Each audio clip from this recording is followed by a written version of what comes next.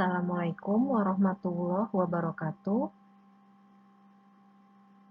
Saya Intan Yohanita Saputri, Guru Bimbingan dan Konseling dari SMKN 1 Cibinong, Kabupaten Bogor. Berikut adalah laporan mengenai video layanan bimbingan dan konseling. Layanan ini adalah layanan bimbingan klasikal, layanan bimbingan dan konseling untuk di kelas 10 semester 1 dengan tema belajar efektif. Belajar efektif. Apa itu belajar? Belajar adalah perubahan dalam hal pengetahuan, keterampilan, sikap, maupun nilai-nilai.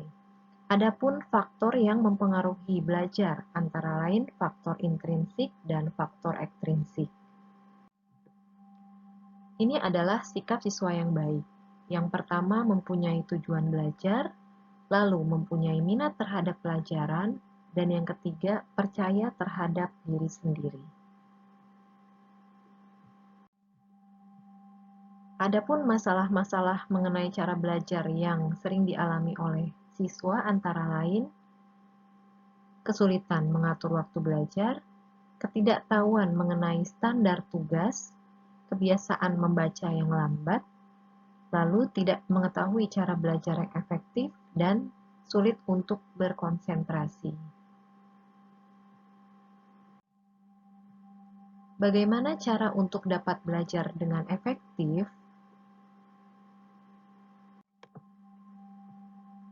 Kalian dapat mengumpulkan dan mengelompokkan bahan yang harus dipelajari. Selanjutnya, dapat membagi waktu atau membuat jadwal belajar. Bersikap optimis dan berpikir positif. Segera memulai belajar dan tidak menunda-nunda. Lalu jangan menumpuk-numpuk pekerjaan. Buatlah catatan atau rangkuman mengenai materi pelajaran dan kerjakan latihan soal, serta kalian bisa berdiskusi dengan orang lain.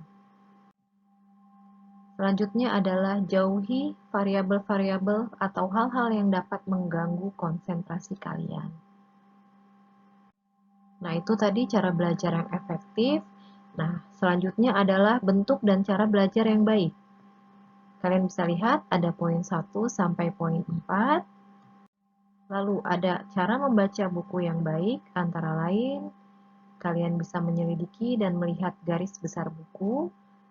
Lalu kalian bisa mengajukan pertanyaan dan mulai membaca, serta kalian baca lagi perlahan-lahan sambil diresapi, lalu kalian mereview kembali atau mengulang kembali untuk mengetahui bagian-bagian mana yang sekiranya sulit. Selanjutnya adalah cara mencatat. Ini ada 1-8 poin, bisa kalian baca. Yang pertama, mencatat semua materi, mencatat hal yang diulang guru, mencatat cara-cara penyelesaian soal, sampai kepada mencocokkan catatan dengan teman yang dirasa baik pemahamannya, seperti itu.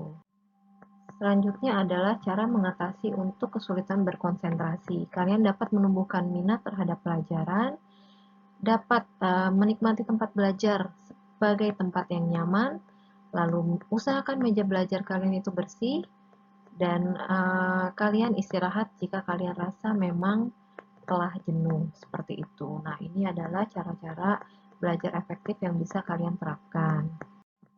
Nah, akhir kata, wassalamualaikum warahmatullahi wabarakatuh.